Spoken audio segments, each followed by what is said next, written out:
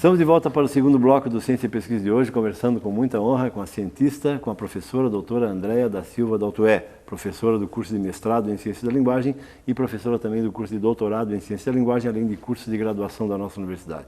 Você pode rever essa conversa nossa no blog, cujo endereço aparece aí na sua tela. Enviar perguntas à professora Andréa no e-mail ciência.pesquisa@unisul.br.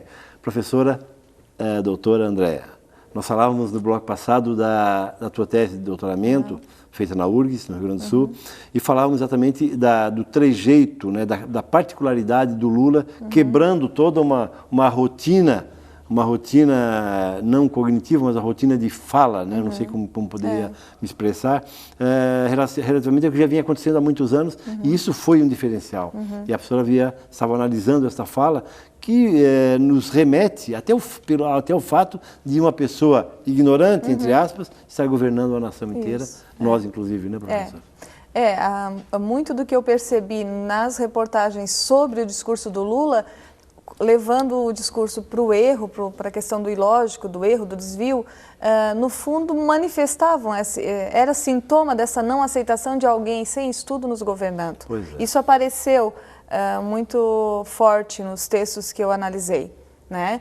Só que, como eu falei, do ponto de vista da análise do discurso, interessava saber que mexida estava acontecendo aí nesse discurso da política, de falar da política. E tanto é que na minha tese eu uso uma expressão chamada língua de barro, né? Eu digo que o Lula fez uso de uma língua de barro. O que seria?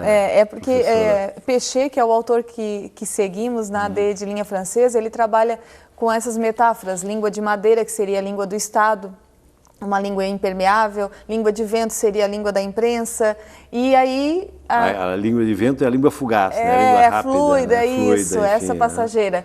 E aí a minha orientadora sugeriu, bom, de que língua nós estamos falando quando falamos dessa mexida que o Lula está causando na língua política? E chegamos à metáfora da língua de barro, que considerando que é essa língua que vai contorcer o modo de falar a política brasileira. Né? E aí eu uso a metáfora da secagem do barro, né? Que quando se seca uma peça de cerâmica, primeiro vai secar por fora e depois secando de dentro para fora, isso vai pressionar as paredes do barro e causar fissuras. E foi isso que nós observamos no funcionamento do discurso do Lula. Ele conseguiu causar essas fissuras, o discurso dele causou essas fissuras. Não quer dizer que as outras pessoas vão falar como ele. Claro. Né? E não é possível não é possível que as pessoas falem como Lula e nem que Lula fale como FHC.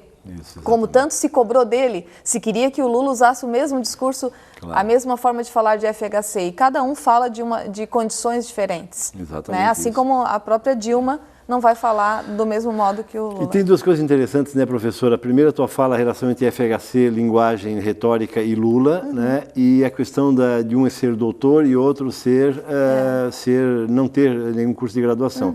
Mas, na verdade, a inteligência não quer dizer, não diz respeito a uma formação formal, né? Evidentemente que isso nos leva a caminhos, né?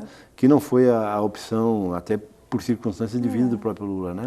Agora, esse discurso do Lula, com esses trejeitos, posso usar essa expressão, ele, de certa forma, ele mexeu com a linguagem nacional, professor, de alguma maneira? Como é que tu vês isso particularmente? Nós colocamos, na tese aparece, né, que ele provoca a entrada de um interlocutor diferente, né, no discurso político, com o povo. Ele conversa com esse povo, que não é uma conversa que ele estabelece com ele mesmo. Da forma como ele entende a política, né, ele conversa com esse povo. Então, muitos disseram que o Lula usa isso como uma estratégia política, um marketing político. Sim, mas não é o modo de ele falar, não é mostrando a origem humilde que ele teve, né? Então, exatamente.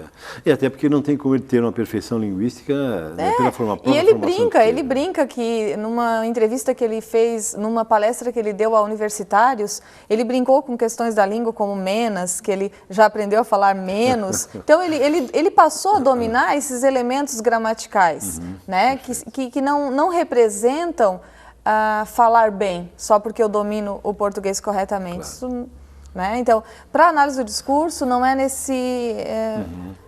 Não é esse o interesse, Claro, olhar se o sim. português é correto ou não, mas entender como que esse funcionamento se dá e quais são os atravessamentos ideológicos, históricos e sociais que atravessam o discurso, né? De certa forma, impactos que traz à população de modo geral, né, professora? Professora Andréa Daltoé, professora do mestrado e alguns cursos de graduação da nossa universidade. A professora também coordena o PAR-FOR aqui na Unisul. O que é o PAR-FOR, professora? Conta para nós. O PAR-FOR é o Plano Nacional de Formação de Professores da Educação Básica, um projeto que a Unisul participa desde 2009, com oferecimento de licenciaturas gratuitas para o professor da rede pública. Então, hoje nós já temos os cursos de Ciências da Religião, Educação Especial em Tubarão e Araranguá, Física, Sociologia, Filosofia, Artes Visuais. Mas Química vai entrar também nesse... Então, agora, nesse último processo de 10 cursos, infelizmente, só conseguimos ter número suficiente de alunos para 2, que seriam Química e Física. Mas ainda precisamos que os alunos façam a matrícula, efetivem a sua matrícula, para termos um número suficiente para fechar a turma. Vamos conversar no último bloco sobre essa coisa maravilhosa que é esse programa de formação gratuita para as nossas pessoas? Sim.